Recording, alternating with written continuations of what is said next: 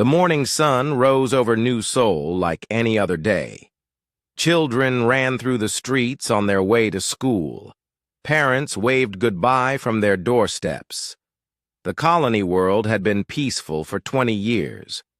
Minho Park stood at his office window, watching the daily routine below. As the colony administrator, he took pride in what they had built here. 50,000 people called this place home. The farms produced enough food to feed everyone and still have extra to trade. The mines brought up rare metals that Earth needed. Life was good. "Another beautiful day," said Ji-won Kim as she entered his office. The security chief carried her morning reports. "All sectors are quiet. The children's festival planning is going well. Should be ready for next week." Minho smiled. The festival was important to everyone. It celebrated the colony's future through its young people. 8,000 children lived on New Seoul now.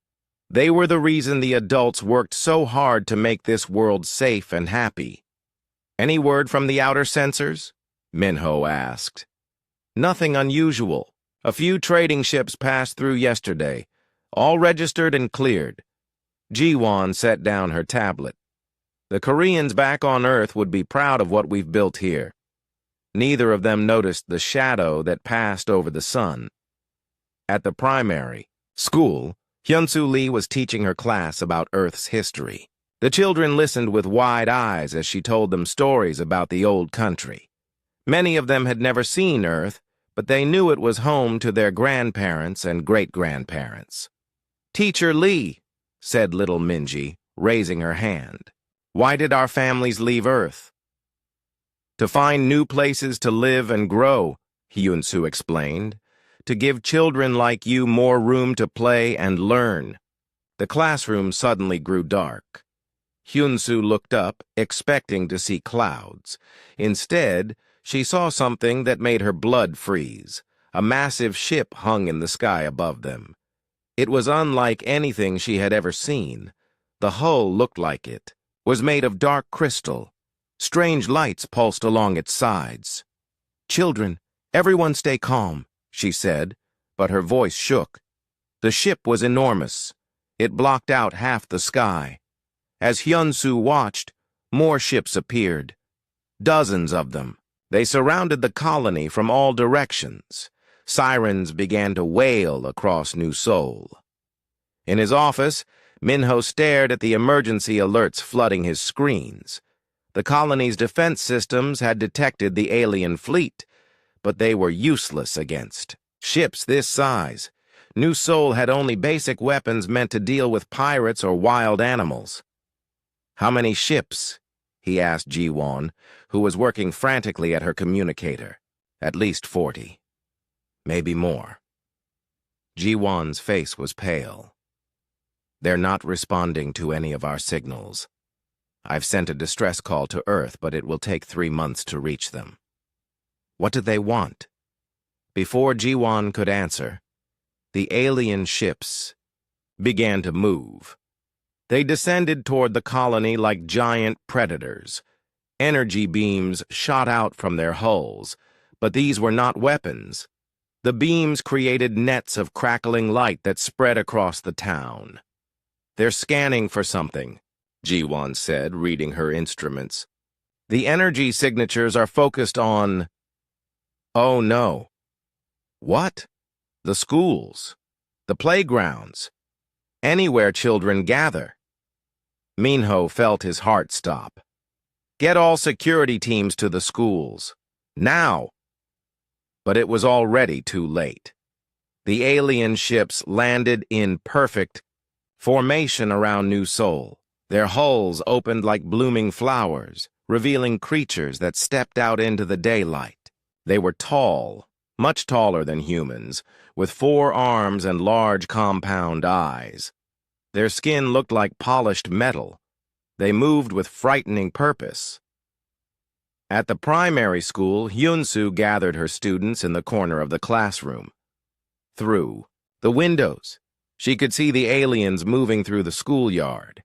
They carried strange devices that hummed with energy. "Teacher, I'm scared," whispered young Chan-woo. "Stay close to me," Hyun-soo said. She had no idea what else to do. The classroom. Door exploded inward. 3 aliens entered, their 4 arms moving in coordination. One carried a device that projected a shimmering net of energy. The net expanded to cover the entire room. Hyun-soo tried to run, but the energy net touched her, and she froze in place. She could still see and hear, but her body would not obey her. The children were equally paralyzed, their eyes wide with terror. The aliens moved among the frozen humans. They ignored Hyun-soo completely.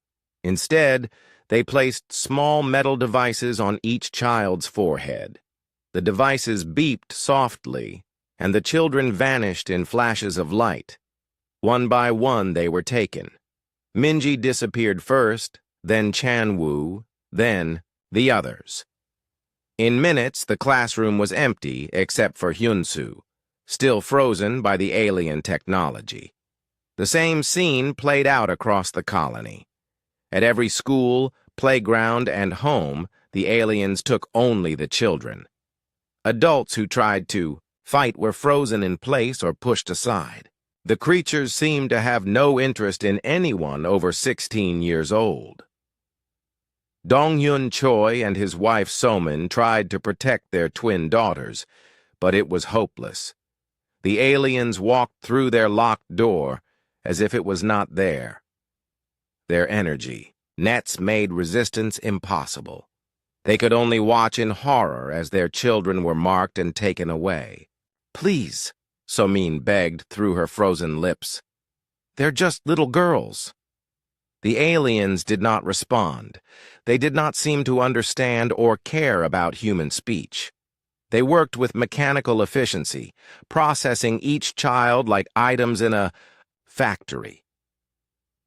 Across the colony, parents screamed and cried as their children vanished. Ji-won Kim tried to organize a defense, but her security team was too small and their weapons too weak. The alien technology was far beyond anything humans had. In 3 hours, it was over.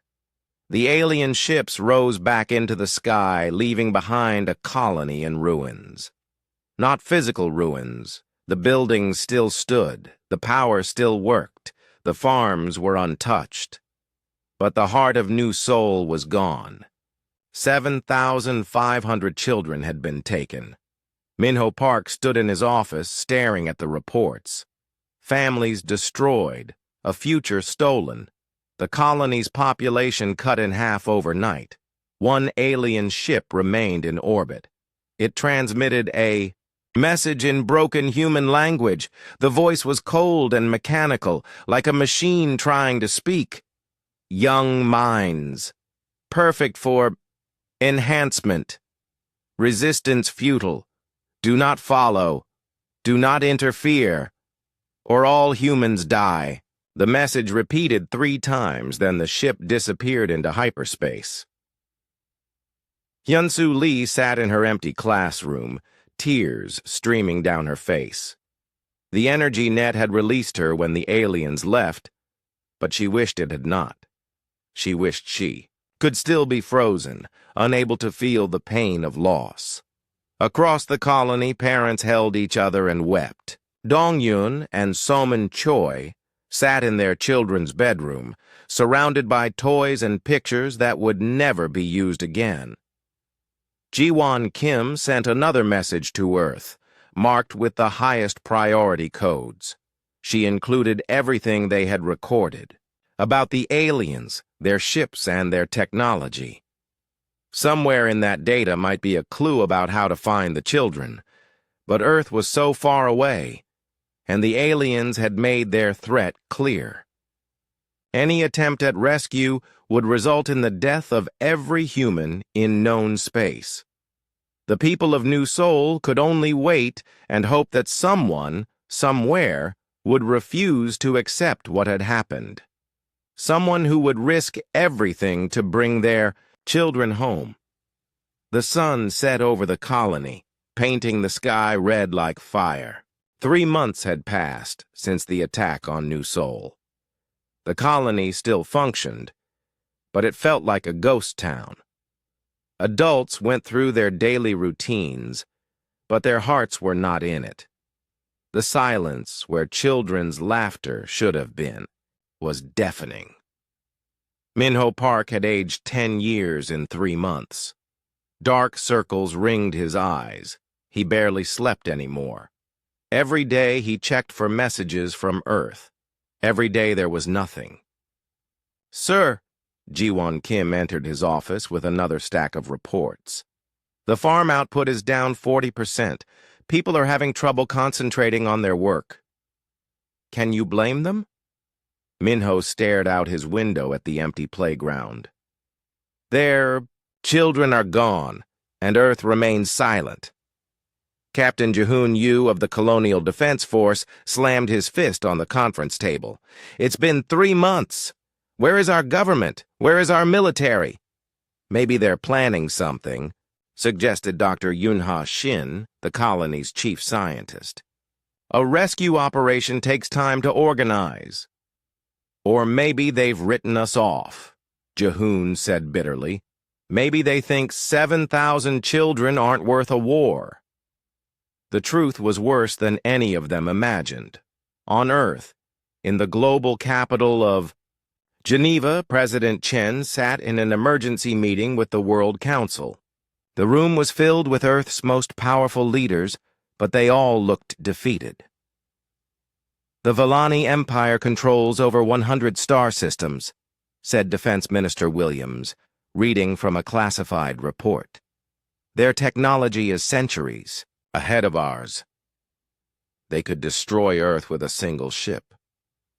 Admiral Taehyung Nam stood at the far end of the table, his face red with anger. "So we do nothing. We abandon our own children." "We're being practical," President Chen replied coldly.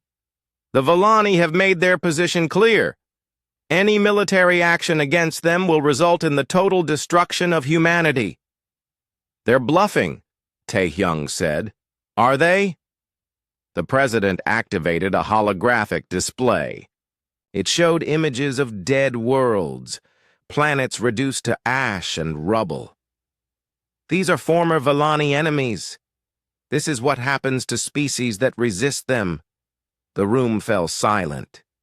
The images were horrifying. Entire civilizations wiped out without mercy. "We must pursue diplomatic solutions," said Foreign Minister Nakamura. "Perhaps we can negotiate for the children's release." "Negotiate with what?" Taehyung demanded. "What do we have that they want?" "More colonies," President Chen said quietly. "They want more human settlements, fresh sources of children." The words hung in the air like poison. Admiral Taehyung Nam stared at the president in disbelief. "You're considering giving them more children?" "We're considering saving the human race," Chen replied. 7,000 children is a tragedy. 7 billion dead humans would be extinction. Taehyung turned and walked toward the door. "Where are you going?" the president called after him. "To remember what it means to be human," Taehyung said, and left the room. Deep in Earth's military intelligence networks, other people were asking the same questions. Commander Yuna Bay sat in her office, reviewing intercepted alien communications. The Vellani were not trying to hide their activities. They seemed to think humans were too weak to do anything about it. Commander, her aide Lieutenant Daeun Lee, knocked on the door. "You need to see this." Yuna looked at the data Daeun had brought. It was a decoded Vellani transmission, captured by a spy satellite near their territory. Experiment batch 7 Alpha shows 60% neural adaptation, the message read. "Human juvenile minds more flexible than expected. Recommend increasing harvest quotas. Adult specimens unsuitable for enhancement. Eliminate or ignore." Yuna felt sick. The aliens were conducting experiments on human children. Neural adaptation meant they were changing the children's brains somehow. "There's more," Daeun said. "We've identified the location of their main research facility.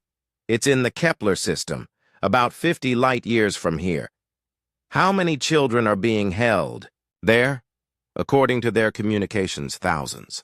Not just from New Sol. They've been raiding other worlds, too." Yuna stared at the star charts. 50 light-years. It might as well have been on the other side of the universe. Earth's fastest ships would take months to reach the Kepler system, and they would be destroyed long before they got close to the research facility. But somewhere in that distant place, human children were suffering. Being changed, being turned into something else for alien purposes. "Send a copy of this data to Admiral Nam," Yuna ordered, "and start compiling a list of military personnel who might be willing to undertake an unauthorized mission." Daeun looked, surprised. "Commander, that would be treason." "Sometimes treason is the right thing to do." Colonel Sungmin Jang was thinking the same thing. His sister's son had been visiting New Sol when the aliens attacked. 8-year-old Minsu was gone, taken like all the others. The official response from Earth Command was to pursue diplomatic channels. It made Sungmin want to scream. He was not alone in his anger. Across Earth's military, soldiers and officers were questioning their orders. Many had family on the outer colonies. Many had children of their own. The idea of negotiating with child stealers made them sick. In the AI research labs, Dr. Kyung-Ho Woo was studying every piece of alien technology they had captured. Most of it was too advanced to understand, but he was beginning to see patterns. The Volani used quantum energy fields for almost everything: their weapons, their shields, their faster-than-light travel. "If we could find the right frequency," he muttered to his assistant, "we might be able to disrupt their systems." It was a long shot. Human technology was primitive compared to the Volani, but humans had one advantage the aliens might not expect: desperation. A parent fighting for their child would try things that rational military commanders would never consider. Engineer Sun Woo Jung was working on the same problem from a different angle. He had been analyzing the energy signatures from the New Sol attack. The alien ships were powerful, but they had weaknesses. Their quantum fields created interference patterns that could potentially be exploited. It would require enormous amounts of energy, he explained to his team. More than any ship we've ever built could generate. "What if we built a bigger ship?" asked his colleague. "The biggest ship in human history would still be a toy compared to Volani technology." "Then we need to be smarter, not bigger." Across Earth, small groups of military personnel and scientists were having similar conversations. They were not coordinating with each other yet. Each group thought they were alone in their willingness to defy orders. But word was spreading. In quiet corners of military bases, in classified research facilities, in the homes of grieving families, people were starting to talk. Someone had to do something. Someone had to try to save the children. Agent Haeun Kang worked in the government's communication monitoring department. Her job was to watch for alien transmissions, but she also had access to Earth's internal communications. She saw the messages between world leaders. She read the secret negotiations with the Volani. What she read made her lose faith in her government completely. Earth's leaders were not planning a rescue mission. They were planning to surrender more colonies to the aliens.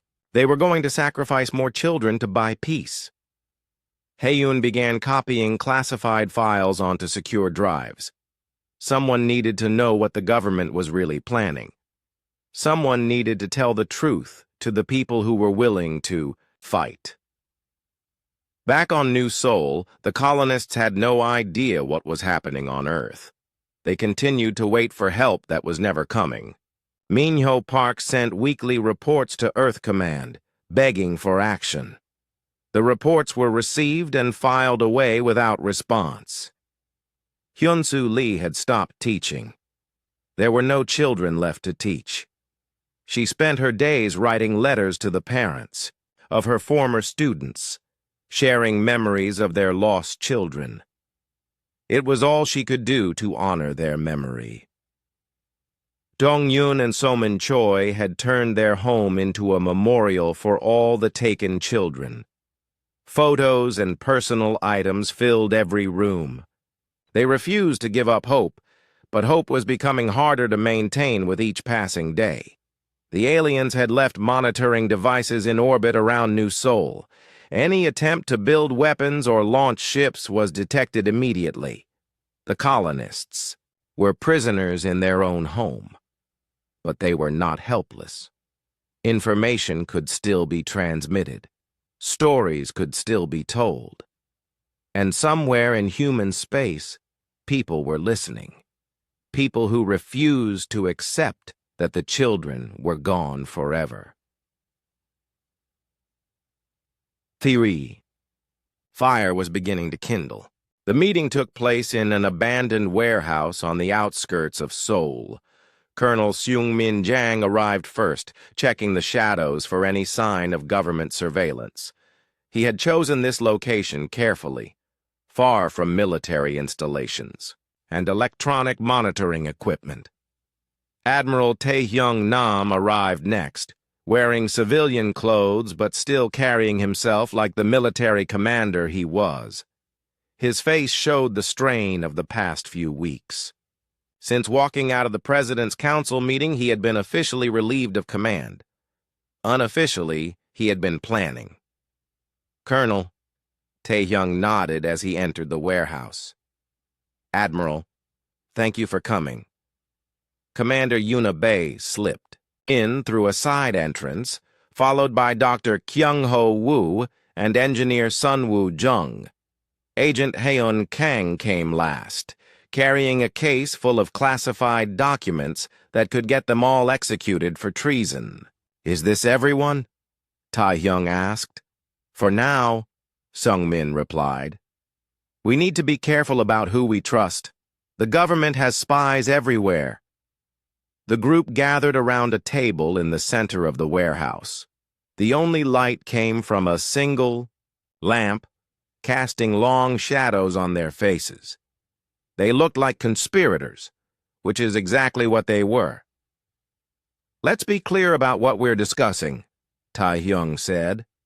We're talking about open rebellion against Earth's government. We're talking about stealing military equipment and launching an unauthorized war against the most powerful alien empire in known space. We're talking about saving our children, said a new voice from the doorway.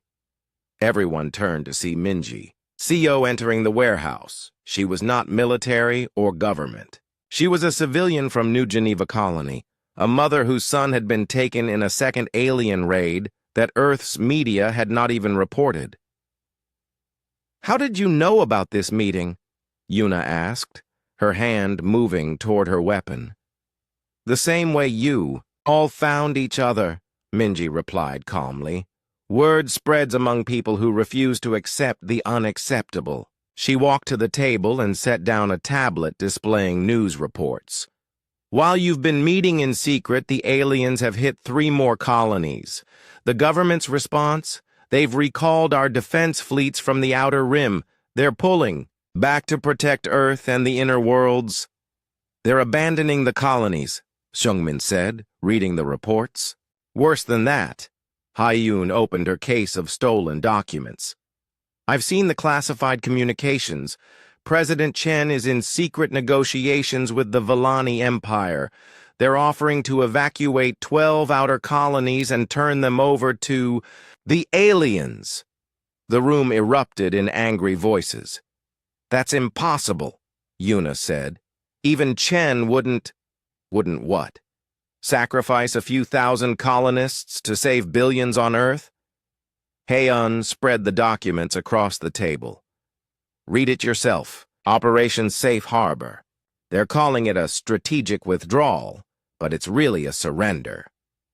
Dr. Kyung-Ho Woo picked up one of the documents and read aloud. The Volani have agreed to limit their expansion in exchange for human cooperation in future research projects. Additional colonies will be provided as needed to maintain peaceful relations. Research projects, Minji said bitterly. That's what they call torturing our children. Tae-hyung studied the documents with growing horror. As a military commander, he understood the cold mathematics of war. Sometimes sacrifices had to be made for the greater good. But this was not war strategy. This was cowardice, disguised as diplomacy. How? Many people know about this? He asked Heian. Inside the government? Maybe 50 people have full access to the plan, but rumors are spreading in the military. Soldiers are starting to ask questions. Sun Woo-jung had been quiet during the discussion, but now he spoke up. I've been working on the technical problems. The Volani quantum field technology is incredibly advanced, but it has weaknesses. He activated a portable hologram projector showing a schematic of an alien ship. Their ships generate a quantum resonance field that powers everything. Weapons, shields, life support. If we could disrupt that field at the right frequency, their entire ship would shut down. How do we generate the right frequency? Yuna asked. That's the problem. It would require more power than any human ship can produce. Unless... Sunwoo paused, thinking. Unless we built something completely new. Not a ship designed for exploration or trade, but a weapon designed specifically to fight the Volani. The government would never approve such a project, Seung-min said. Then we don't ask for approval, Tae-hyung replied. How many ships would we need to steal to get started? Admiral, Yuna looked shocked. You're talking about mutiny. I'm talking about doing our jobs. Our job is to protect human lives, not to hand children over to alien monsters. Minji Seo had been listening to the military discussion with growing impatience. While you're debating the fine points of treason, more children are being taken, every week. My son has been in alien hands for 4 months. How much longer do we wait? We need resources, Sungmin said. Ships, weapons, people willing to follow us instead of Earth command. I can provide intelligence, Heian offered. I have access to military communications and government plans. I can tell you which ships are going where, and which commanders might be sympathetic to our cause. I can provide the technical knowledge. Kyung-ho added, My research team has been working on anti-Volani weapons. We're close to several breakthroughs. And I can provide proof that we're not crazy, Sunwoo said. My analysis shows that human technology can compete with Volani technology if we design it properly. We don't need to be stronger than them. We just need to be smarter. Admiral Tae-hyung looked around the table at the faces gathered in the dim light. A colonel, a commander, a scientist, an engineer, a spy, and a mother. Not the most likely group to start a revolution, but revolutions often began with unlikely people. If we do this, he said slowly, we'll be branded as traitors. Earth's government will hunt us down. We'll be fugitives for the rest of our lives. If we don't do this, Minji replied, we'll be cowards for the rest of our lives. The Admiral nodded. Then we're agreed. We start gathering resources and people, quietly, carefully, but quickly. The longer we wait, the more children die in alien laboratories. What do we call ourselves? Yuna asked. The Retrieval Protocol, Seung-min suggested. Our mission is simple. Get our children back. They spent the next hour planning their first moves. Heian would identify sympathetic military personnel and provide intelligence on government activities. Yuna would recruit trusted officers from naval intelligence. Seungmin would build a network of special forces soldiers willing to go rogue. Taehyung would use his contacts to identify which ships and weapons could be borrowed without immediate detection. Kyungho and Sunwoo would accelerate their research into anti-Vallani technology. Minji would coordinate with civilian groups and families of abducted children. "We need a base of operations," Taehyung said. "Somewhere away from Earth's surveillance. Network." "The asteroid belt?" Sunwoo suggested. "Plenty of abandoned mining stations out there. We could set up a hidden shipyard." "How do we get supplies out there without being noticed?" Yuna asked. "The same way pirates and smugglers have done it for decades," Seungmin said. "Small shipments, different routes, bribed officials who ask no questions." As the meeting ended, each member of the group understood that they had crossed a line they could never uncross. They were no longer soldiers or scientists or citizens of Earth. They were rebels, united by a single purpose: to save their children, no matter the cost. The warehouse fell silent after they left, but the conspiracy they had started would grow. Word would spread through the military, through the research facilities, through the colonies. People who had lost hope would find new purpose. The retrieval protocol had been born, and with it, the first spark of human resistance against the Vallani Empire. On New Seoul, Minho Park stood at his window, watching another sunset over the empty colony. He didn't know about the meeting in the warehouse, but he could feel something changing. The messages from Earth had become fewer and more evasive. Something was happening, but no one was telling him what. In her empty classroom, Hyun-Soo Lee continued to write letters to absent parents. But now her letters carried a different message. "Don't give up hope," she wrote. "Somewhere, somehow, people are fighting for our children." She didn't know how right she was. The asteroid belt had become a hive of secret activity. Deep inside the abandoned mining station, Prometheus 7, Chief Engineer Woo-Jin Park supervised the conversion of civilian cargo ships into weapons of war. The work was dangerous and exhausting, but every person in the hidden shipyard was driven by the same desperate purpose. "Hand me that plasma cutter," Woo-Jin called to his assistant. They were installing quantum disruptor arrays into the hull of a former grain transport. The ship had once carried food to hungry colonies. Now it would carry death to alien invaders. Admiral Taehyung Nam floated through the zero-gravity corridors of their secret base, inspecting the growing fleet. In 6 months, the retrieval protocol had grown from 6 conspirators to over 3,000 people. Soldiers, engineers, scientists, and civilian volunteers had joined their cause. Many had lost family members to the aliens. Others simply could not stomach their government's cowardice. "Status report," Taehyung asked Commander Yuna Bae as she approached with her daily briefings. 200 ships now operational," Yuna reported. "Mostly converted civilian vessels, but we've managed to acquire 3 military destroyers. Their crews defected from the Earth Navy last week. Any word from our intelligence network?" Heian's sources confirm that President Chen signed the evacuation accords yesterday. 12 outer colonies will be abandoned within the next month. Their populations will be relocated to inner worlds. Taehyung clenched his fists. "And the aliens? They get empty worlds to harvest as they please. No human interference." The Admiral felt sick. While Earth's government traded away human territory, the retrieval protocol was preparing for war.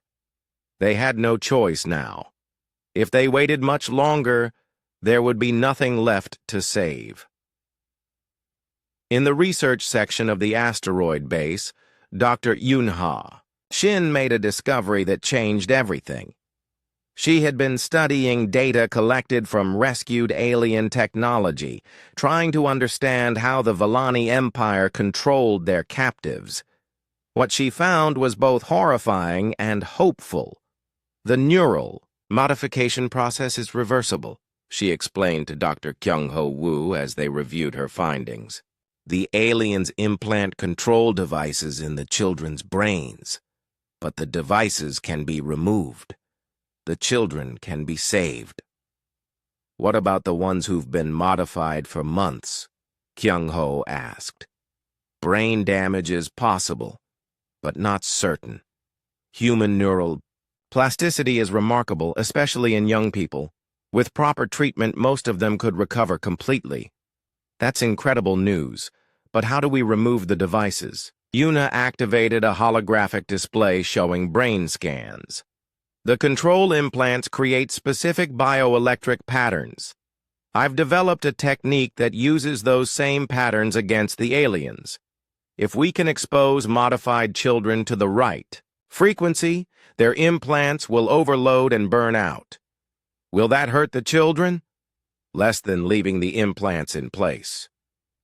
But here's the really interesting part. Once the implants overload, they create a feedback signal that can disrupt nearby Vellani technology. The rescued children could actually become weapons against their former captors.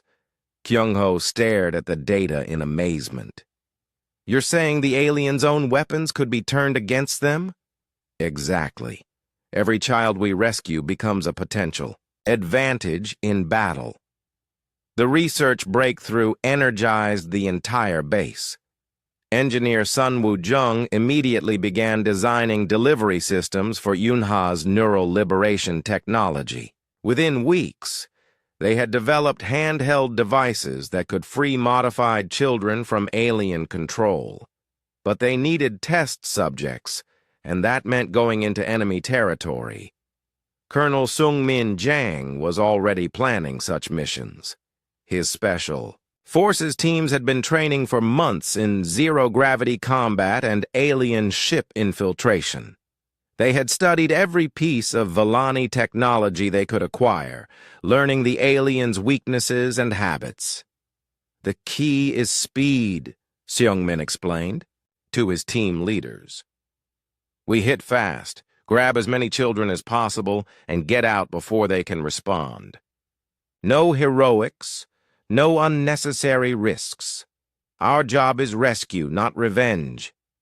Sir, asked Captain Ji-hoon Yu, who had joined them after abandoning his post on New Seoul. What about the children who are too modified to move? Some of them might be connected to alien machines. We take them too. Dr. Shin's treatment works even on heavily modified subjects. We don't leave anyone behind. The first rescue mission launched from Prometheus 7 on a cold Tuesday morning. 3 converted stealth ships carrying 60 commandos headed for a Vellani research station near the edge of their territory. Intelligence indicated that over 200 human children were being held there. Communications officer Daeun Lee monitored their progress from the base. The rescue ships had to maintain radio silence, but they sent coded signals every hour to confirm their status. The tension in the command center was unbearable as they waited for news. 26 hours after launch, the first rescue ship returned. Its cargo bay was filled with freed children, many still unconscious from the neural liberation process. But they were alive, and they were free. 57 rescued, reported the mission commander. No casualties among our forces. The alien station was completely caught off guard. As the children were brought to the medical bay, Dr. Yunha Shin worked frantically to treat them. Many showed signs of neural modification, strange scars on their heads, behavioral changes, artificial implants visible under their skin. But the liberation process worked exactly as she had predicted. The alien control devices burned out, and the children began to recover their true personalities.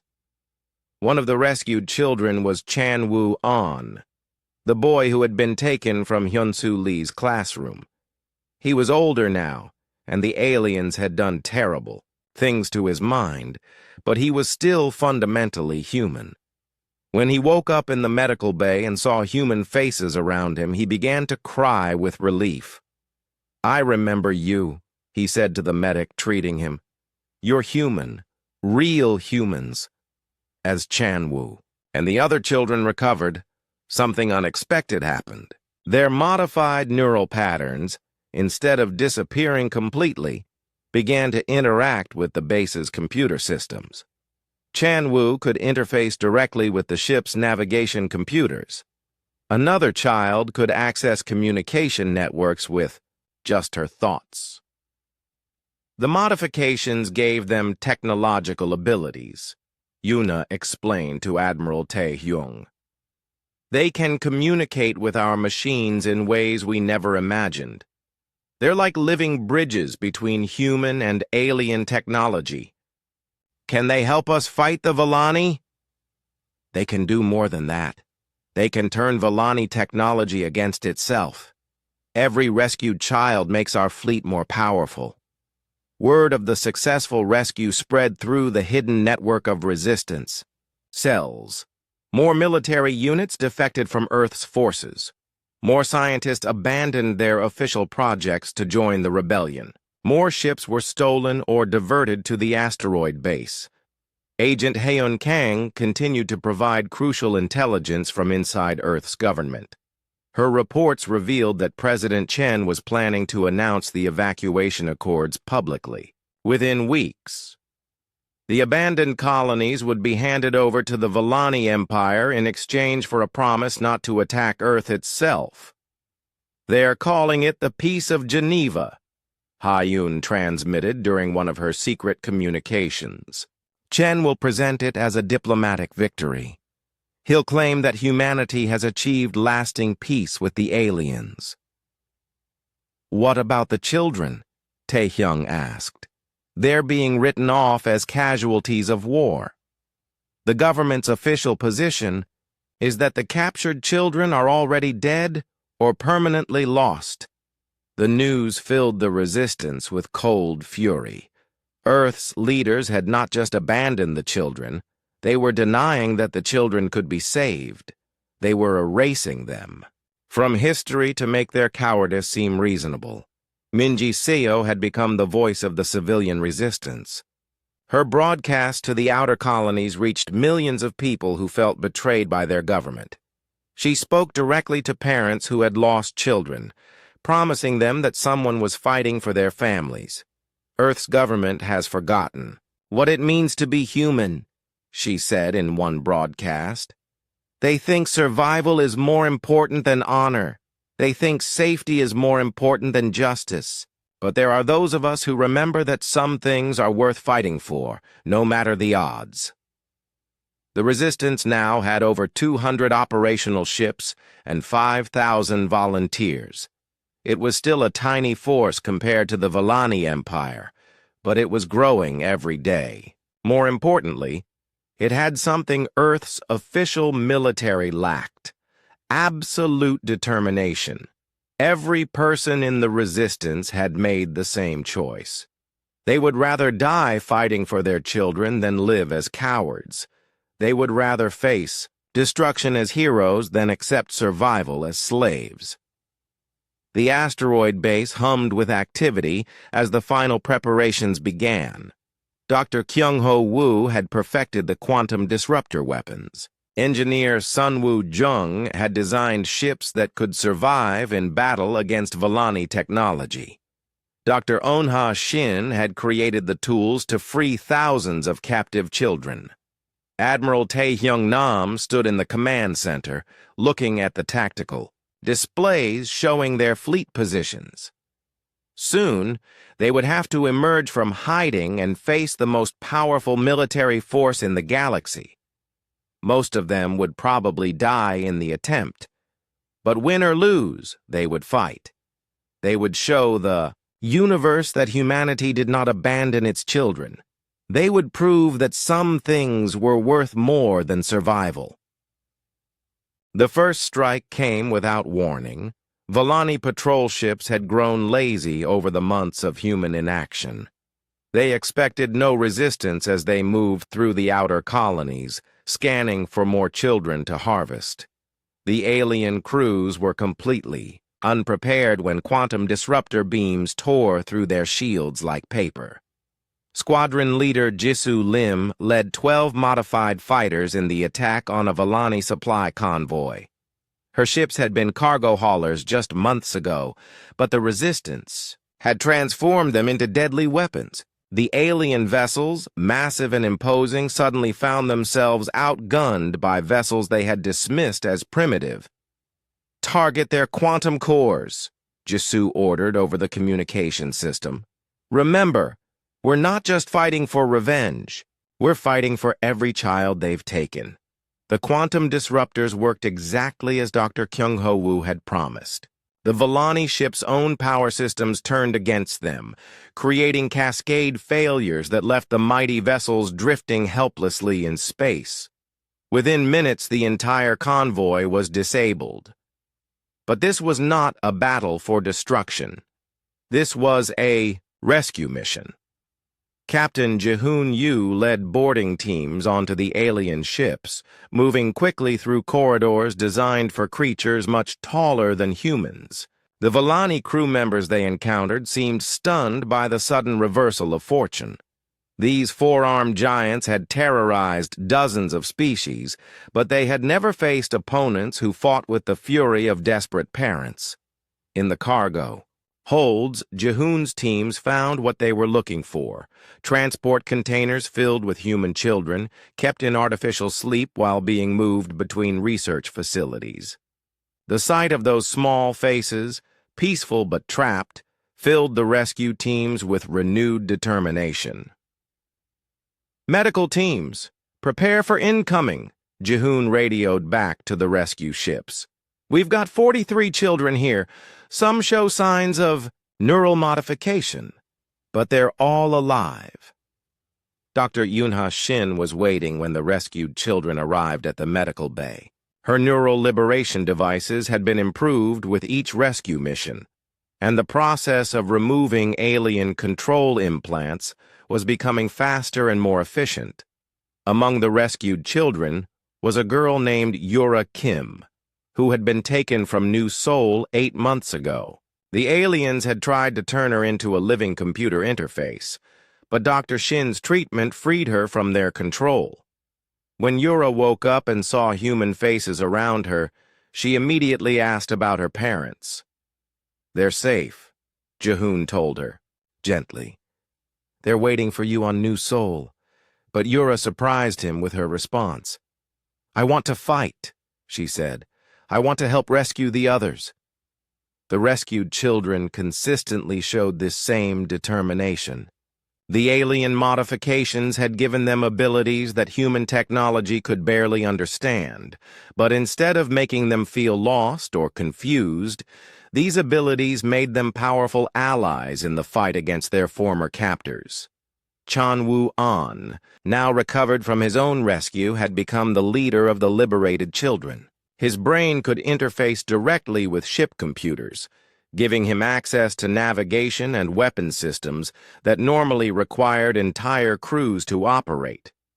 He and the other modified children formed a special unit that could do things no ordinary human could accomplish. "The aliens made a mistake," Chan-woo explained to Admiral Tae-hyung Nam. "They thought they could control us by changing our minds, but they just gave us the tools to destroy them." The resistance fleet grew stronger with each rescue mission. Not only were they saving children, but they were gaining powerful new abilities that made their ships more effective in battle. The Volani Empire's own weapons were being turned against them in ways the aliens had never imagined. News of the successful attack spread through human space like wildfire. The official Earth government tried to suppress reports of the resistance, but communication networks on the outer colonies buzzed with stories of rescued children and defeated alien ships. Minji Seo's broadcasts reached larger audiences as people shared her messages through underground networks. "The retrieval protocol has proven that the aliens can be beaten," she announced. "Our children can be saved. We are not powerless victims waiting for diplomatic solutions. We are humans, and we fight for our families." Earth's military commanders began to receive disturbing reports from their field units. Soldiers stationed on the outer rim were requesting transfers to unauthorized operations. Entire ship crews were disappearing, along with their vessels. Weapons shipments were being diverted to unknown destinations. President Chen called another emergency session of the World Council, but this time Admiral Tae-Hyung-nam was not there to argue for action. His official position had been filled by a more compliant officer who would not question orders. "The situation is becoming critical," Defense Minister Williams reported. "We estimate that over 5,000 military personnel have joined the illegal resistance movement. They've stolen dozens of ships and large quantities of advanced weaponry." "Can we stop them?" President Chen asked. "Not without starting a civil war. The resistance has significant support among both military and civilian populations. Any attempt to arrest their leaders would probably trigger widespread rebellion." Foreign Minister Nakamura looked troubled. "The Villani Empire has contacted us about these attacks. They're threatening to end all negotiations if we don't stop the resistance immediately. What do they want us to do? Declare the resistance members as terrorists and hunt them down. The Villani say they will interpret any further attacks as acts of war by Earth's government." President Chen stared at the tactical displays showing the locations of recent resistance attacks. The unauthorized fleet was striking all across Villani territory, rescuing children and destroying alien facilities. It was exactly the kind of military action he had refused to authorize. "Double our security forces around Earth," he ordered. "If the resistance tries to recruit here, arrest them immediately, and send a message to the Villani Empire. Tell them we condemn these terrorist attacks and we're taking steps to stop them." But even as Earth's government tried to distance itself from the resistance, more people were joining the fight every day. The success of the rescue missions had proven that the aliens could be beaten. Children could be saved. Hope was possible. Commander. Unibay had established a network of safe houses and supply stations throughout human space. Resistance ships could refuel and rearm at hidden bases on dozens of worlds. Local populations provided food, information, and new recruits for the growing fleet. "We're not just fighting the aliens anymore," Yuna reported to Admiral Tae-Hyung during one of their strategy meetings. "We're fighting our own government too. Earth's security forces are trying to intercept our supply convoys. Can we avoid them? For now. But President Chen is increasing pressure on the colonial governments. Some worlds are being forced to choose between supporting us or maintaining their official relationships with Earth." The resistance faced a terrible irony. The more successful they became at rescuing children, the more their own government opposed them. Earth's leaders seemed more concerned with maintaining their peace treaty with the aliens than with saving human lives. This became clear when 3 Earth Navy ships intercepted a resistance convoy near the Centauri system. Instead of helping with the rescue mission, the government forces tried to arrest the resistance ships and confiscate their rescued children. The confrontation ended when Captain Ji-hoon Yu's commandos boarded the government ships and convinced their crews to defect. The Earth Navy personnel, many of whom had families on the outer colonies, chose to join the resistance rather than fight against people trying to save children. "We're not traitors," one of the defecting officers told Ji-hoon. "We're the only ones still acting like humans." As the Resistance fleet grew larger and more confident, they began planning more ambitious operations. Intelligence from Agent Haeun, Kang had identified several major Volani research facilities where thousands of children were being held. These installations were heavily defended, but the Resistance now had the ships and weapons needed to mount large-scale attacks. Dr. Kyung-ho Woo had developed new quantum disruptor arrays that could disable entire Volani battle fleets. Engineer Sun Woo-jung had designed assault ships specifically for attacking alien research stations. Dr. Yoon Shin had perfected techniques for rapidly freeing large numbers of modified children. Most importantly, the liberated children themselves had become a powerful weapon against their former captors. Led by Chan Woo-an and Yura Kim, they could interface with alien technology in ways that gave the Resistance enormous advantages in battle. "We're ready for the next phase," Admiral Tae-hyung announced to his commanders. "We've proven that small-scale rescues are possible. Now it's time to prove that major installations can be taken." The target was a massive research complex in the Kepler system, where intelligence suggested over 3,000 human children were being held. It was one of the Volani Empire's most important facilities, heavily guarded by warships and orbital defense platforms. "This will be our biggest battle yet," Tae-hyung warned his fleet. "Many of us probably won't come back. But if we succeed, we'll save more children than all our previous missions combined." The Resistance fleet began moving toward Kepler system, 800 ships carrying 15,000 volunteers. They were no longer a secret organization hiding. The news reached Earth at the worst possible moment. President Chen was in the middle of signing the Peace of Geneva Accords when urgent messages began flooding the communication networks. The Resistance fleet had openly declared war against the Volani Empire. "Sir," an aide rushed into the signing ceremony, "Admiral Nam's fleet has launched a full-scale assault on Kepler Station. They're broadcasting their intentions on all channels." President Chen looked at the Volani ambassador, a tall insectoid creature whose compound eyes showed no emotion. The alien had come to Earth personally to finalize the peace treaty, and now humanity's rogue fleet was attacking his people's most important research facility. "This is unacceptable," the Volani ambassador spoke through his translation device. "Your species promised to control these terrorists.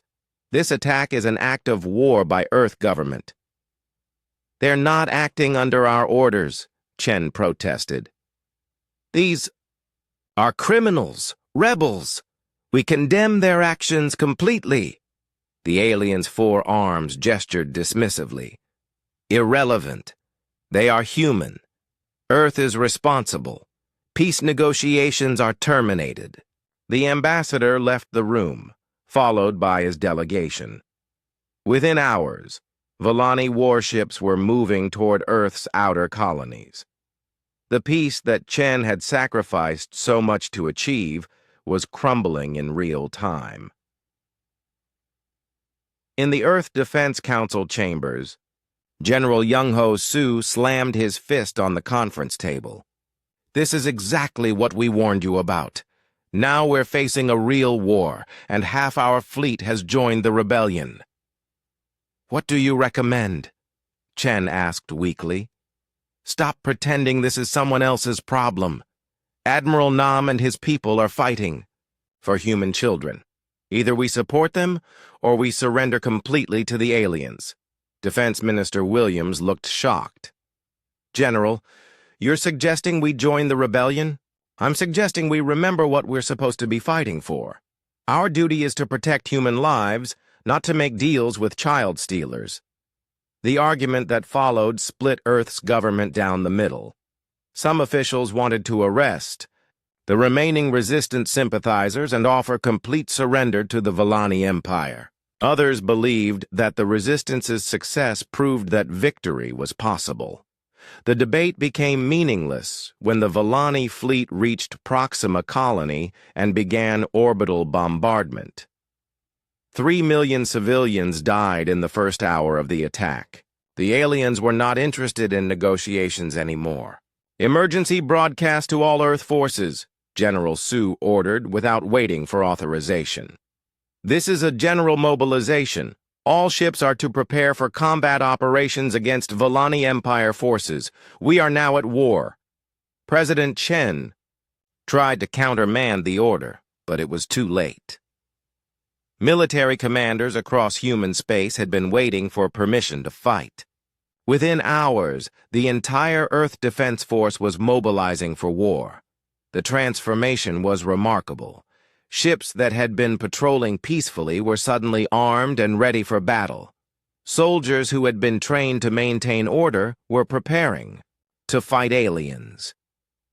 The machinery of war that had been suppressed for months burst into action. But Earth's official military was months behind the Resistance in terms of preparation and technology. Admiral Taehyung Nam's fleet had spent a year developing weapons specifically designed to fight the Volani. Earth's regular forces were still using conventional weapons that had proven ineffective against alien shields. The Battle of Kepler Station raged for 3 days. Admiral Taehyung commanded the Resistance fleet from the bridge of his flagship, the modified heavy cruiser Indomitable. Around him, 800 human ships faced off against a Volani defense force of 200 vessels. On paper, the odds seemed favorable. In reality, each alien ship was equivalent to 10 human vessels in terms of firepower and defense. "All ships, begin quantum disruptor bombardment," Taehyung ordered. "Target their power cores. Remember, we're not here to destroy the station. We're here to save the children inside it." Battle Coordinator Insu managed the complex attack from the fleet's command ship. His job was to coordinate 800 different vessels in a synchronized assault that would overwhelm the alien defenses without destroying the research facility. First, "Wave successful," Insu reported. "Enemy shields are fluctuating." "Second wave, begin your attack run." Squadron leader Jisoo Lim led her fighter wings against the Volani capital ships. The quantum disruptor weapons proved devastatingly effective against alien technology. Ships that had seemed invincible were suddenly vulnerable to human attacks. But the Volani were not defenseless. Their weapons were still powerful enough to destroy human ships with single hits. For every alien vessel disabled, the Resistance lost 3 or 4 of their own. The space around Kepler Station became a graveyard of burning wreckage. "Admiral," Commander Yunabei reported from the tactical station, "we're taking heavy casualties. 40% of our fleet is either destroyed or severely damaged. Can we reach the station?" "Yes, but at this rate, we won't have enough ships left to evacuate the children." Taehyung stared at the tactical display, watching green dots disappear as his ships were destroyed. Each dot represented hundreds of human lives lost in the fight to save other human lives. The mathematics of sacrifice were brutal. "Continue the attack," he ordered. "We didn't come this far to turn back now." The breakthrough came when Chan Wu, An, and the other liberated children joined the battle directly. From their positions on the command ships, they reached out with their modified minds and began interfacing with Volani computer systems. "Admiral," Chan Wu's voice came over the communication system, "we can see their defense network. We can turn their own weapons against them." "Do it." The effect was immediate and dramatic. Volani defense platforms suddenly turned their weapons on each other. Their ships lost navigation control and began colliding with their own allies. The aliens' technological superiority became a weakness as their own systems were turned against them. Within hours, the Volani Defense Force was completely disabled. The way to Kepler Station was clear. Colonel Seungmin Jang led the boarding assault on the research facility. His teams moved through corridors filled with alien technology, following signals from the liberated children who could sense where their fellow prisoners were being held. What they found in the depths of the station defied human comprehension. Thousands of children from dozens of species were connected to massive machines that used their minds as living computers. The facility was not just a research center, it was a processing plant that turned young minds into tools for the Volani Empire. Medical teams, priority evacuation, Seungmin radioed as his soldiers began disconnecting children from alien machines. We need Dr. Shin's liberation devices on every level of this facility. The rescue operation continued for 18 hours. Team after team of commandos moved through the station, freeing children who had been modified, tortured, and used as experimental subjects. Many of the rescued children were barely recognizable as the same species they had been when captured. Dr. Yoonha Shin worked tirelessly to treat the liberated children. Her neural liberation devices had to be constantly adjusted as she encountered new types of alien modifications. Some children had been so heavily altered that she wasn't sure they could ever fully recover. How many? Admiral Tae-hyung asked when the rescue operation was finally complete. 3,200 children from 47 different species, Dr. Shin reported. About 2/3 are human, the rest are from other worlds the Volani have conquered. How many survived the liberation process? 91%. Better than we hoped, considering how long some of them had been in captivity. The victory at Kepler Station sent shockwaves throughout known space. The Volani Empire had lost its most important research facility and thousands of experimental subjects. More importantly, the battle had proven that their forces could be defeated by determined resistance. News of the rescue reached every human colony within days. Minji Seo's broadcasts carried the stories of liberated children reuniting with their families. Parents who had given up hope suddenly learned that their children were alive and free.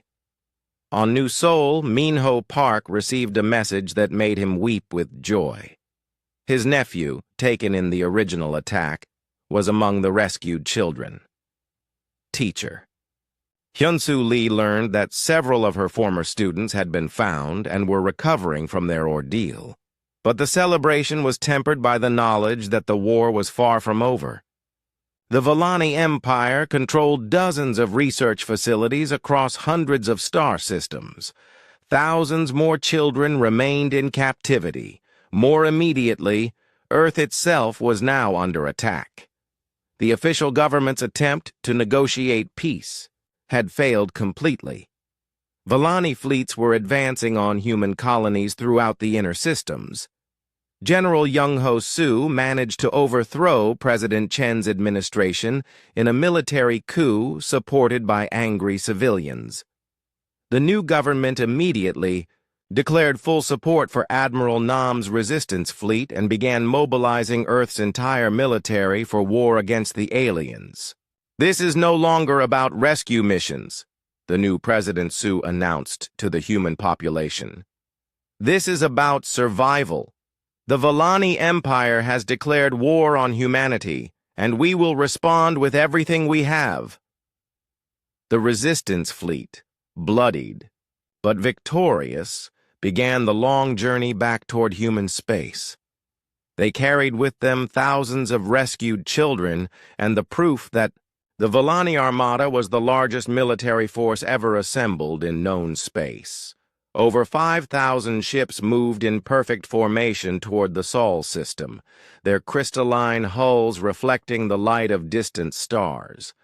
At their head flew the massive command vessel of Emperor Vextar, a creature whose 4 arms had personally signed the orders to harvest human children. Admiral Taehyung Nam watched the approaching fleet from the bridge of his flagship. The Resistance fleet had returned to Earth just in time. Combined with the official Earth Defense Force, humanity could field nearly 2,000 ships. It was still a massive disadvantage, but they had advantages the aliens didn't expect. Dr. Shin's neural feedback weapons are loaded on all ships, Commander Yuna Bay reported. The liberated children are ready to coordinate the attack. On the surface of Earth, populations that had spent months arguing about peace were now united in preparation for war. General Young-Ho Soo had declared martial law and mobilized every available resource. Factories that had produced consumer goods were now manufacturing weapons. Civilians who had never held weapons were training to defend their homes. President Soo stood before the Global Assembly, addressing representatives from every human world. The Vellani Empire has made their intentions clear. They do not want peace with humanity. They want to harvest our children and destroy our civilization. We have tried diplomacy. We have tried surrender. Now we will try war. The speech was broadcast to every human settlement in known space. On New Seoul, Minho Park gathered the remaining colonists in the town square to listen. On dozens of other worlds, humans prepared for what might be their final battle. In his laboratory aboard the Resistance flagship, Dr. Kyung-Ho Woo made final adjustments to the quantum disruptor arrays. The weapons had proven effective in small battles, but this engagement would test them against the full might of the Vellani Empire. Will it be enough? Asked engineer Sun Woo-jung, who had designed many of the fleet's modified systems. It has to be, Kyung-Ho replied. We've put everything we have into these weapons. If they don't work, nothing will. The liberated children had become the secret weapon of the human fleet. Led by Chan Woo-an and Yura Kim, they could interface with both human and alien technology in ways that gave the Resistance unprecedented capabilities. But using their abilities was dangerous. Each battle risked burning out their modified neural pathways permanently. We want to fight, Chan Woo told Admiral Tae-hyung during the final briefing. The aliens think they created weapons by modifying our minds. They're about to learn what happens when those weapons turn against them. The battle began at the edge of the Sol system, near the orbit of Pluto. The Vellani fleet emerged from hyperspace in perfect formation, their ships spreading across millions of kilometers of space. They came not just to conquer, but to completely eliminate humanity as a threat. All ships, weapons free, Admiral Tae-hyung ordered. Remember, we're not just fighting for Earth. We're fighting for every human child who was ever born, and every child who ever will be. The first exchange of fire lit up the darkness of space. Human quantum disruptors lanced out at alien vessels, while Vellani energy beams responded with devastating force. Ships on both sides exploded in brilliant flashes, but the aliens seemed confident that their superior numbers would carry the day.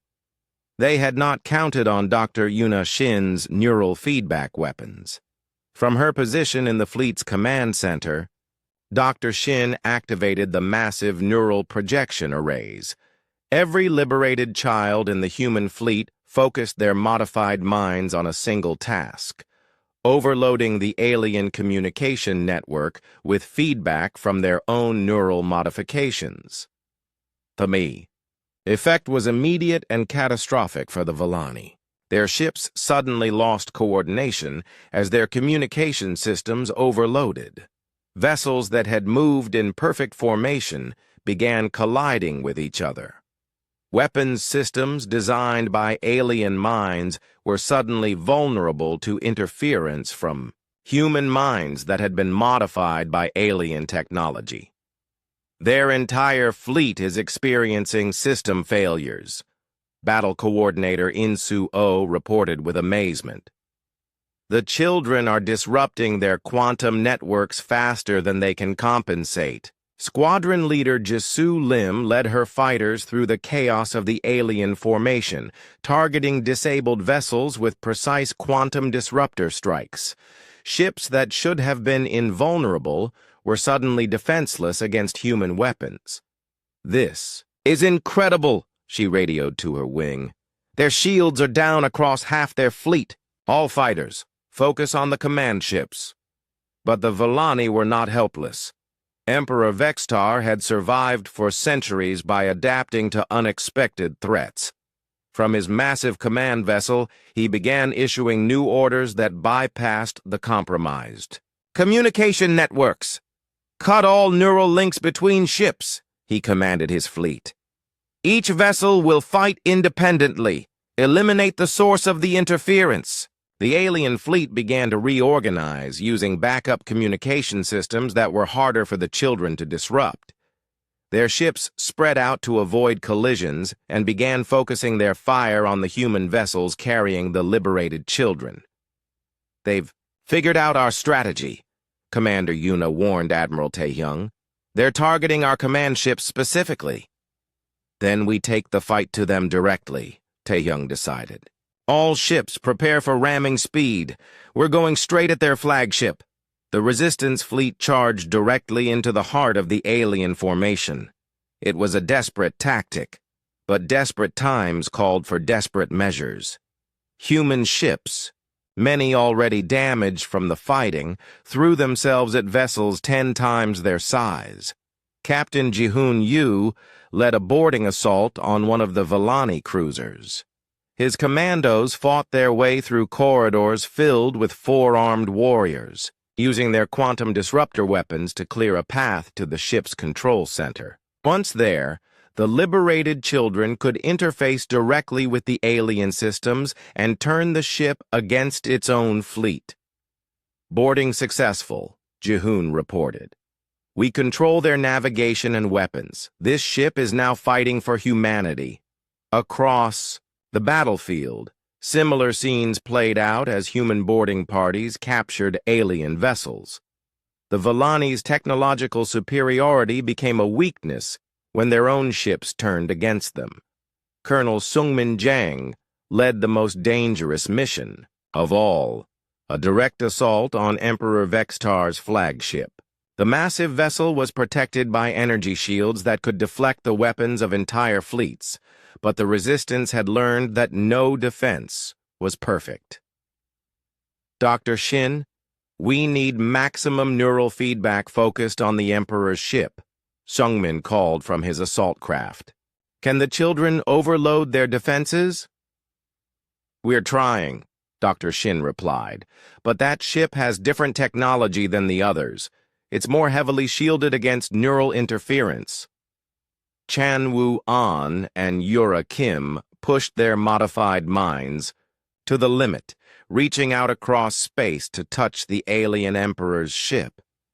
The effort was enormous. They could feel their neural pathways burning as they forced their way through alien defensive systems. "We're in," Chan Woo gasped. "But we can't hold it for long. You have maybe 10 minutes before their systems adapt." That was enough time. Sungmin's assault teams breached the flagship's hull and fought their way toward the command center. The Seridi aliens they encountered were different from the ordinary Vellani soldiers. These were the Empire's elite guards, bred for war and fanatically loyal to their emperor. The battle inside the ship was brutal. Human soldiers with quantum disruptor. Weapons faced alien warriors with energy claws and plasma cannons. The corridors ran red with blood from both species, but the humans fought with the fury of parents seeking their stolen children. When Sungmin finally reached the command center, he found Emperor Vextar waiting for him. The alien ruler was enormous, even for his species, with 4 arms that ended in deadly cutting implements. His compound eyes showed no fear, only anger at the humans who had dared to challenge his empire. "Your species will be extinct before this day ends," the Emperor declared through his translation device. "Your children will serve my empire until the stars burn out."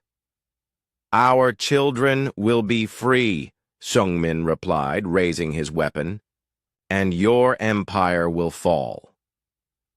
The fight that followed was brief but decisive. The Emperor's cutting claws were no match for human quantum disruptor technology. Emperor Vexitar, ruler of 100 worlds, died in the command center of his own flagship, at the hands of a human soldier fighting for his nephew. With their emperor dead and their flagship captured, the Volani fleet began to collapse. Ships that had fought with perfect coordination suddenly found themselves leaderless and confused. Many attempted to retreat, but the human fleet was ready for them. "No escape," Admiral Taehyung ordered. "They came here to destroy us. They don't get to leave and try again later." The battle continued for 6 more hours as the human fleet systematically destroyed or captured the remaining Volani vessels. By the time the sun rose over Earth, the space around the planet was filled with the wreckage of the largest alien invasion fleet in history. "Fleet status report," Admiral Taehyung requested when the fighting finally ended. 70% casualties," Commander Yuna replied. "But we won. The Volani invasion fleet is completely destroyed." On the surface of Earth, billions of humans celebrated their victory. The aliens who had seemed invincible had been defeated by human courage and determination. 1 year after the Battle of Seoul, the memorial was finally complete. On a hill overlooking the rebuilt colony of New Seoul, a simple stone monument bore the names of every child who had been taken by the Volani Empire. Some names had small stars. Next to them, these children had been rescued and returned to their families. Others had no stars. These were the children who had died in alien laboratories, far from home and family. Minho Park stood before the memorial with hundreds of other colonists, including many children who had been freed from Volani captivity. The colony was thriving again, protected by a permanent garrison of Earth Defense Force ships. The empty playgrounds had been filled with laughter once more. "They wanted our children for their experiments," Minho said to the gathered crowd. "They thought young minds could be turned into tools for their empire. They were wrong. Our children became the weapons that destroyed them." Chan Woo-an stepped forward to place flowers at the base of the memorial. Now, 16 years old, he had become a symbol of human resilience. The neural modifications that the aliens had forced upon him could never be completely removed, but Dr. Yuna Shin had helped him learn to use them for good. He could interface with any computer system, making him one of the most valuable people in human space. "We remember those who didn't come home," Chan Woo said quietly. "But we also remember that their sacrifice was not in vain. Because of what happened to us, no other species will suffer the same fate. The Volani Empire had not survived the death of Emperor Vextar. With their leadership destroyed and their fleet defeated, the remaining alien worlds had quickly surrendered to the human liberation forces. Admiral Taehyung Nam had led the occupation, but instead of seeking revenge, humanity had chosen justice. War crimes tribunals were held on every former Volani world. The aliens who had conducted experiments on children faced judgment from representatives of dozens of species. Some were executed for their crimes. Others were sentenced to help repair the damage they had caused. Dr. Yunha Shin had established medical centers throughout the former empire, treating the victims of Villani experiments. Children from dozens of species were being healed and returned to their home worlds. The liberation techniques she had developed for humans worked for other species too, giving hope to families that had thought their children were lost forever. The final count is nearly 6,000 human children rescued, she reported to Admiral Tae-hyung during one of their regular briefings, plus over 12,000 children from other species. The Villani had been conducting these experiments for decades. How many will make full recoveries? Most of them. The neural modifications are reversible in about 80% of cases. The others will need ongoing care, but they can still live normal lives. Many, like Chanwoo, have chosen to use their abilities to help others. President Sue had transformed Earth's government completely. The old system that had been willing to sacrifice children for peace was gone. In its place was a military democracy that put the protection of human life above all other concerns. Every major decision was now made with one question in mind. How will this protect our children? We learned something important about ourselves, President Sue said during a speech to the Global Assembly. When our children were threatened, we became something we had never been before. We became warriors, not because we wanted to, but because we had to. The human military had been completely reorganized around the lessons learned from fighting the Villani. Admiral Tae-hyung Nam had been promoted to Supreme Commander of all human forces. His first order was to establish the Children's Guard, a special fleet dedicated to preventing future abductions. Colonel Sungmin Jang commanded the Children's Guard from the converted Villani flagship that had once belonged to Emperor Vextar. The ship had been renamed Guardian of Tomorrow, and it patrolled human space with a crew of both regular soldiers and liberated children who could detect alien technology. Every ship in the Guard carries Dr. Shin's liberation equipment, Seung-min explained to new recruits. Our mission is simple. No child of any species will ever be taken for experiments again. We don't care how powerful the aliens think they are. We've proven that humans will go to any length to protect the innocent. Commander Yuna Bay served as his deputy, overseeing intelligence operations that monitored hundreds of star systems for signs of species that might threaten children. The network of former resistance members had become a galaxy-wide early warning system. We've identified 3 other empires that were conducting similar experiments, Yuna reported during a staff meeting. The Korthak Syndicate, the Zephyrian Collective, and the Hegemony of Souls. All of them have stopped their child harvesting programs since word spread about what happened to the Villani. The story of humanity's war against the Villani had spread throughout known space faster than any government could control. Other species had learned that humans would destroy entire empires to protect their young. The lesson was clear. Leave human children alone or face the consequences. But humanity had not become isolationist.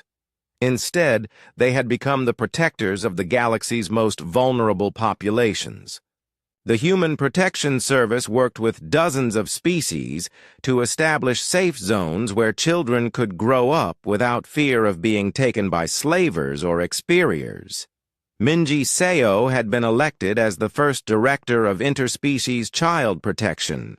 Her broadcasts during the resistance had made her famous throughout the galaxy, and her passion for protecting young lives was unquestioned. What happened to our children was a tragedy, she said during the establishment ceremony for the Protection Service. But from that tragedy, we've built something beautiful. A future where no parent has to fear for their child's safety. On New Seoul, teacher Hyun-soo Lee had returned to her classroom. But now her students included children from many different species. Young beings whose parents had moved to human space specifically because it was the safest place in the galaxy for families. "Tell us about the war," asked a young Altarian student whose blue skin and large eyes marked her as one of the many refugees who had found sanctuary in human territory. "It wasn't really a war," Hyunsu explained to her mixed species class. "It was a rescue mission that grew into something bigger. Sometimes, when you're fighting for something important enough, you discover strength you never knew you had." The children listened with wide eyes as she told them about the brave humans who had risked everything to save their stolen young. But she also made sure they understood the most important lesson. Violence should always be the last resort, used only when peaceful solutions had failed. Engineer Sunwoo Jung had established a new research facility where human and alien scientists worked together to develop technologies that could protect children. The quantum disruptor weapons that had defeated the Volani were being adapted for peaceful purposes, creating shields that could protect entire planets from invasion. "We're not preparing for the next war," Sunwoo explained to his international team. "We're making sure there doesn't need to be a next war. If potential aggressors know they can't win, they're less likely to try." Dr. Kyung-ho Woo had taken a different path. His weapons research had saved humanity, but the experience of war had changed him. He now worked exclusively on medical technology, using his understanding of quantum fields to help heal the wounded rather than harm the living. "I spent so much time learning how to destroy," he said to Dr. Yuna Shin during one of their collaborations. "Now I want to spend the rest of my life learning how to heal." Agent Haeun Kong had become the Director of Interstellar Intelligence, but her mission was not espionage in the traditional sense. Instead, she gathered information about species that might be suffering under oppressive governments. When the intelligence suggested that children were being harmed, the Children's Guard was ready to respond. "We've received reports about the Vorthon Empire," she briefed Admiral Tae-hyung during one of their regular meetings. "Their military uses child soldiers taken from conquered worlds. The local resistance has asked for our help." "How many children?" "Estimates suggest over 10,000 across their territory. Then we help them. Prepare a liberation fleet." The liberation of the Vorthon child soldiers became the second major operation of the Children's Guard. Using the same tactics that had defeated the Volani, human forces freed thousands of young beings who had been forced to fight in alien wars. But this time, humanity was not alone. Ships from dozens of species joined the Liberation Fleet, all of them inspired by the human example. The galaxy was learning that protecting children was not just a human value, it was a universal one. Captain Jahoon Yu had returned to New Seoul as the colony's new defense commander. His experience fighting the Volani had taught him that the best defense was not weapons or walls, but a community willing to protect each other. "Every adult in this colony is responsible for every child," he explained to new settlers. "We don't just protect our own families, we protect all families. That's what makes us strong." The memorial service was held every year on the anniversary of the first Volani attack. Representatives from hundreds of worlds came to New Seoul to honor the children who had been lost and celebrate those who had been saved. Donghyun and Somin Choi stood together at the memorial, holding the hands of their twin Da.